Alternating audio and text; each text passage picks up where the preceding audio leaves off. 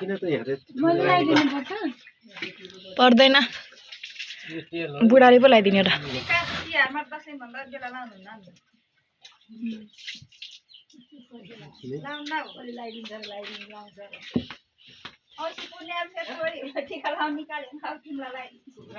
कुखुराको जस्तो तालुमा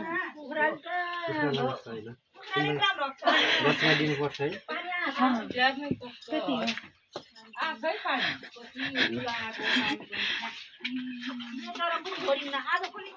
ए त पैसा तर अलिपछि रिटर्न ल्याएको नि भिडियो गराउनु पर्छ नि दाइजु मागेपछि मलाई मेसेज गरिहाल्नु होला ल चकलेट चकलेट दिनु